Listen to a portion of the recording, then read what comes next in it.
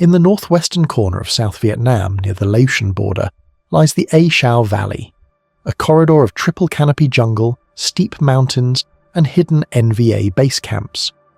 The valley runs north to south, parallel to the border, serving as a major infiltration route for North Vietnamese forces moving supplies and troops into South Vietnam. The Americans call it the Valley of Death.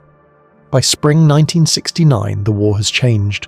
The Tet Offensive shocked America 14 months earlier. Public support is crumbling. Protests intensify. President Richard Nixon promises Vietnamization, gradually turning the war over to South Vietnamese forces while withdrawing US troops. The message to commanders is clear. Minimize American casualties. Avoid major battles. The era of large-scale search and destroy operations is ending.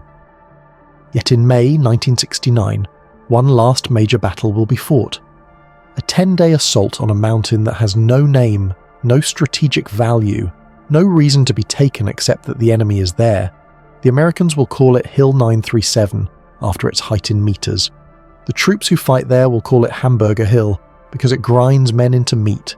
And when it is finally taken, at a cost of 72 American lives and 372 wounded, the hill will be abandoned, given back to the jungle, as if the battle never happened, as if those men died for nothing.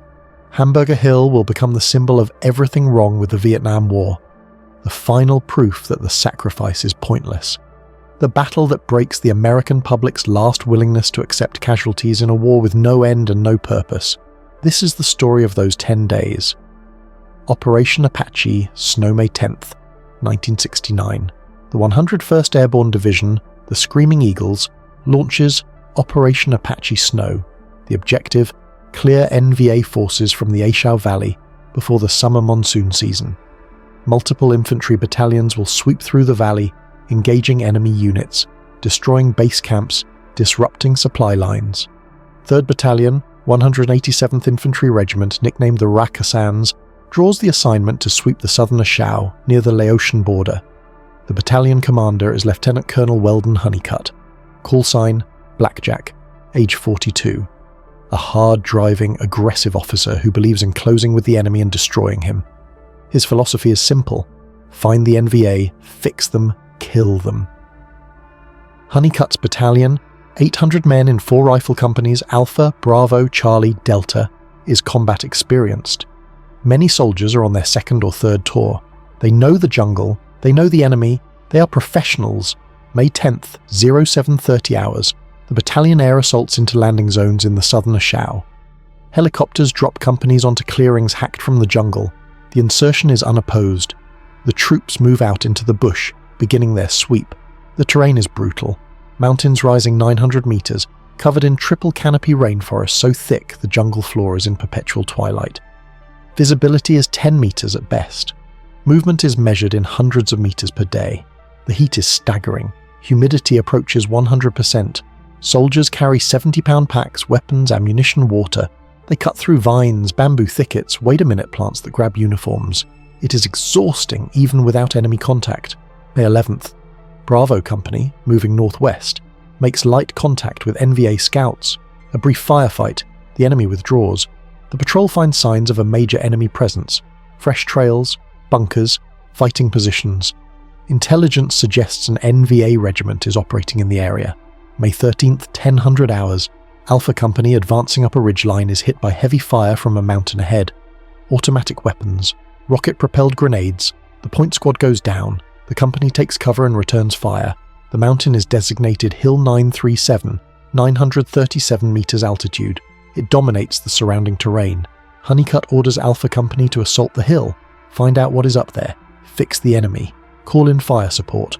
What Alpha Company discovers is that Hill 937 is a fortress. The NVA 29th Regiment has spent weeks fortifying the mountain. Bunkers made of logs and earth, reinforced with bamboo, capable of withstanding direct artillery hits. Spider holes, trenches, interlocking fields of fire, camouflaged so perfectly they are invisible until you are on top of them. And hundreds of NVA soldiers who have orders to hold the position. Alpha Company assaults uphill under heavy fire.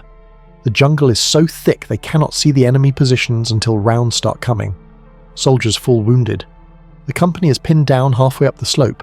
Artillery is called in.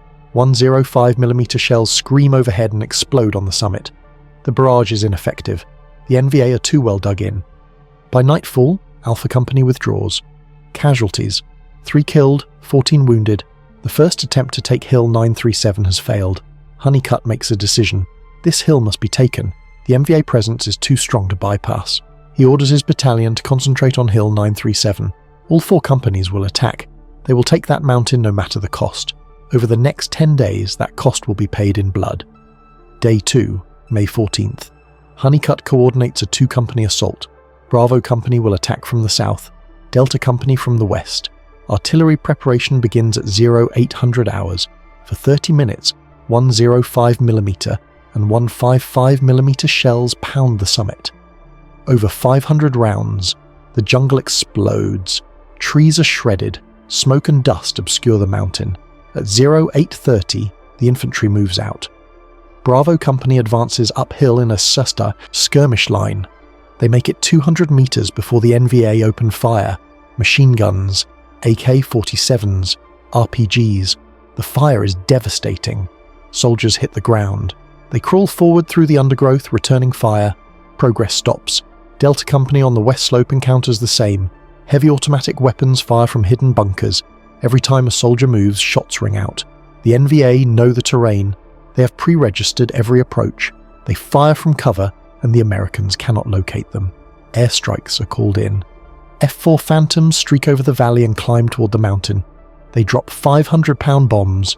Napalm canisters tumble end over end and explode in walls of flame. The jungle burns. Black smoke rises into the sky. Surely nothing can survive. Yet when the smoke clears and the infantry advances, the firing resumes. The NVA are in deep bunkers. The bombs and napalm kill some, but most survive. The defences are too strong. By 1500 hours, both companies are forced to withdraw. Casualties: 7 killed, 23 wounded. Hill 937 remains in enemy hands. Honeycutt is furious. He radios his superiors. He needs more support, more artillery, more airstrikes, more troops. He will not give up this hill. Day 3 through 5. The meat grinder, May 15th through 17th. The pattern repeats. Every day Honeycutt orders assaults. Every day the companies fight uphill through the jungle. Every day they are driven back by heavy fire from bunkers they cannot see. Every day casualties mount. The soldiers begin to understand what they are facing.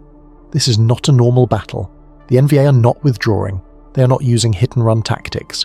They are dug in and fighting to the death. And the only way to take this hill is to go up there and kill them in their bunkers, one by one, with rifle fire and grenades, at close range, under fire. It is the worst kind of infantry combat. Attacking uphill through dense jungle against a fortified enemy, all the disadvantages, none of the advantages. And it is grinding men to pieces. Artillery support increases, batteries fire thousands of rounds, the mountain is hit continuously. Fire support bases surrounding the A Shau shoot missions around the clock. Shells impact so frequently the explosions overlap. The noise is constant. Air strikes intensify. Tactical fighters drop bombs and napalm. Gunships fire rockets. The munitions expenditure is enormous. Yet the NVA hold. Their bunkers absorb the punishment. The defenders take casualties, but reinforcements move up from base camps in Laos, just across the border. The infantry assaults become ritualized. Morning artillery prep, airstrikes, then the advance. The companies move uphill in bounds. Small teams rush forward, find cover, provide covering fire while the next team advances. Slowly, meter by meter, they climb toward the summit. NVA resistance is fierce. Machine gun positions cover every approach. Snipers target leaders. RPGs knock out radio operators. The defenders fight from bunkers, then withdraw through tunnels to secondary positions. The Americans must clear each bunker individually, often fighting hand to hand. Casualties are evacuated by helicopter. Medevac choppers brave ground fire to land on small clearings cut from the jungle. Door gunners fire M60s as wounded are loaded. Some choppers are hit and crash. Crews are rescued by other helicopters. The losses mount. By May 17th, after 5 days of fighting, Honeycutt's battalion has suffered 30 killed and over 100 wounded. They have not reached the summit. The hill has acquired its nickname. Soldiers radio back reports. This place is a hamburger machine. It is grinding us up. The name spreads. Hamburger Hill, the battle that eats men. Day 6 and 7, reinforcements. May 18th, Honeycutt requests reinforcements. His battalion is exhausted. The companies are under strength, he needs fresh troops. The division commander, Major General Melvin Zace, agrees. 2 additional battalions are committed. 1st Battalion, 506th Infantry, and 2nd Battalion, 501st Infantry, both from the 101st Airborne, move into positions around Hill 937. The plan? A coordinated assault from multiple directions. Overwhelming force. Take the hill by sheer numbers. May 19th, the largest assault yet. 3 battalions attack simultaneously. Over 2,000 American troops advancing on one mountain. Artillery and air support reach maximum intensity. The ground shakes. The jungle burns. Smoke obscures the entire area. The infantry fights uphill through hellish conditions. NVA bunkers are destroyed one by one. Grenades are thrown into firing slits. Satchel charges blow open reinforced positions. Close combat erupts across the mountain. Americans and NVA fight at arm's length. Progress is measured in meters. Casualties are heavy on both sides. NVA bodies are found in and around bunkers. Some positions contain dead defenders still at their weapons. They fought until killed. No surrender, no retreat. By nightfall, American forces have reached positions within 100 meters of the summit. But the top remains in enemy hands.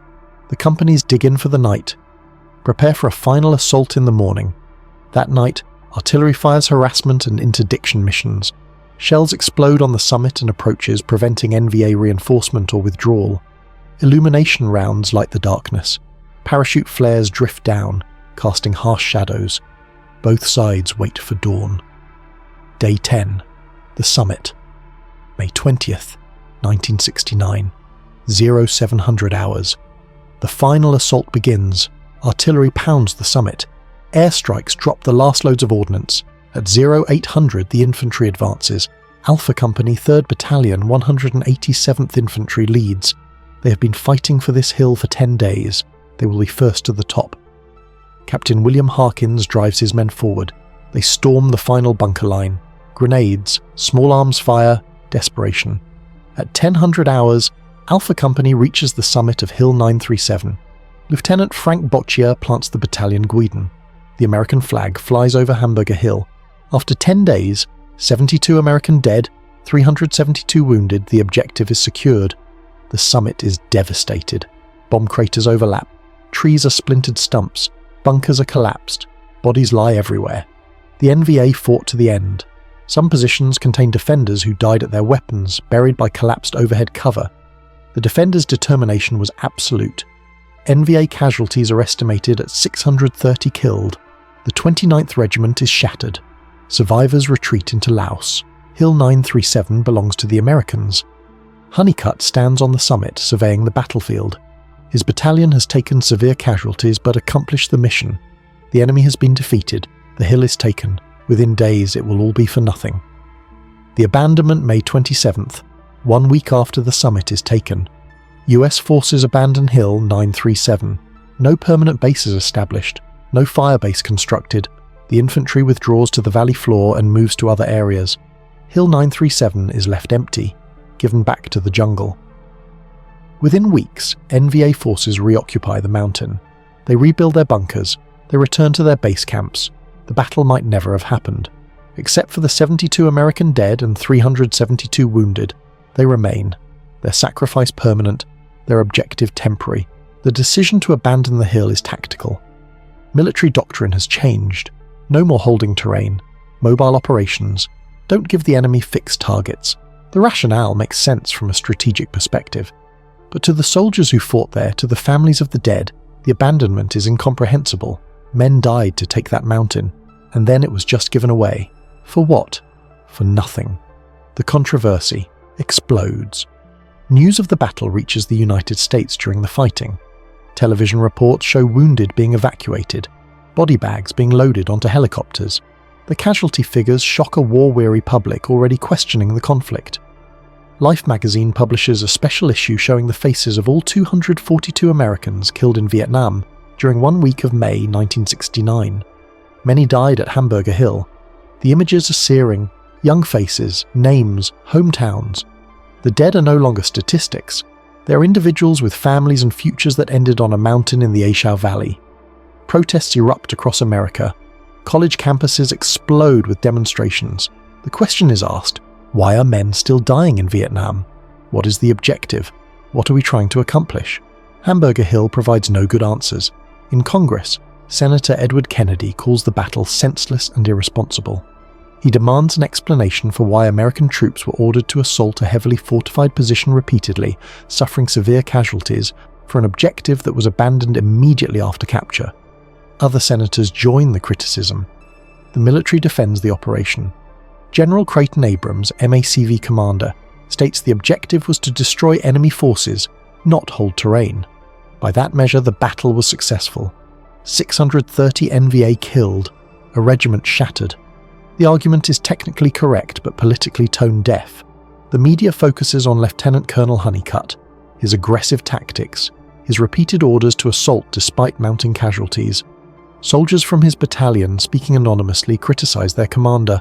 Some use the word murder. The term fragging is mentioned, the practice of soldiers killing unpopular officers with grenades to stop senseless attacks. Honeycutt receives death threats. The controversy becomes personal. Honeycutt is portrayed as a glory-seeking officer willing to sacrifice his men for a meaningless objective. He is defended by others as a tough combat commander doing his job, following orders, accomplishing the mission. The debate is vicious. But beneath the personal attacks lies a larger question. What is the point of the Vietnam War?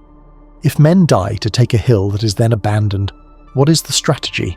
What is the endgame? How does America win? And if there is no answer to these questions, why are men still fighting and dying? Hamburger Hill provides no answers, only more questions, and for many Americans, it becomes the final proof that the war is futile. The impact. The Battle of Hamburger Hill changes US policy in Vietnam. General Abrams issues guidance: avoid battles of attrition, minimize casualties, no more frontal assaults on fortified positions. If the enemy is dug in and a battle will be costly, bypass and move on. American lives are not worth a body count. The emphasis shifts to Vietnamization. Turn the war over to ARVN, let South Vietnamese forces do the fighting, reduce American combat role, begin withdrawals. The goal is no longer victory but disengagement with honor. For the soldiers in Vietnam, the message is clear. Don't take risks. Don't be aggressive. Don't be the last man to die in a war nobody believes in anymore. Morale suffers. The sense of purpose evaporates. Units become cautious, defensive. The aggressive search and destroy mentality dies. Hamburger Hill is one of the last major battles American ground forces fight in Vietnam. After May 1969, US operations become smaller, more limited. Large unit actions decline. American troops pull back to defensive positions. The war continues, but the Americans are no longer trying to win, just trying to leave. For the troops who fought at Hamburger Hill, the experience is traumatic. They fought bravely. They accomplished their mission. Yet the sacrifice is questioned, criticized, deemed pointless. Some feel betrayed. They did what was ordered and are now blamed for it. The psychological toll is immense. Years later, survivors struggle to explain the battle, what it meant, why they were there, why their friends died. The answers remain elusive. Hamburger Hill exists in a moral grey zone, a militarily successful battle that was strategically meaningless, a mission accomplished that achieved nothing. The legacy Hamburger Hill enters American consciousness as a symbol. It represents everything wrong with Vietnam. The disconnect between military operations and strategic objectives, the willingness to spend lives for meaningless terrain, the absence of any coherent plan for ending the war, the sacrifice without purpose. In 1987, a film titled Hamburger Hill is released. It portrays the battle from the perspective of soldiers in 3rd Battalion, 187th Infantry. The film captures the confusion, fear, and camaraderie of combat. It shows the courage of men fighting for each other even when they question why they are fighting at all. The film receives critical praise for its realism. For military historians, Hamburger Hill is studied as an example of what not to do. Frontal assaults on fortified positions, repeated attacks without adapting tactics, continuing to push despite mounting casualties. The battle violates multiple principles of war. Yet the commanders involved were following the doctrine of the time: find the enemy, fix them, destroy them. The problem was the doctrine itself.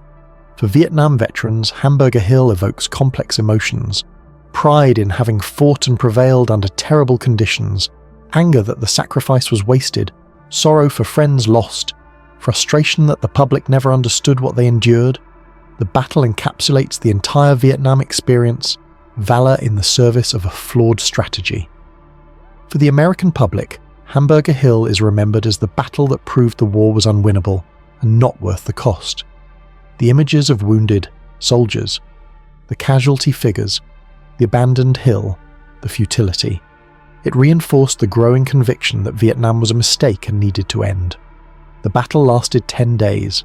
The hill was held for 1 week, then it was abandoned. 72 Americans died, 372 were wounded, 630 NVA were killed, and nothing changed. No territory was held, no strategic advantage gained, no progress toward victory. In the end, Hamburger Hill matters not for what it accomplished militarily, but for what it revealed politically. It exposed the bankruptcy of the attrition strategy. It demonstrated that killing enemy soldiers did not win the war if there was no larger objective being served. It showed that the American public would no longer accept casualties in a conflict with no visible path to success. May 10th through 20th, 1969. 10 days on a mountain in the A Shau Valley. A battle won tactically. A war lost strategically. A hill taken and abandoned. Lives spent for nothing. That is the legacy of Hamburger Hill. The battle that symbolized the futility of the Vietnam War and broke the last willingness of the American people to continue fighting it.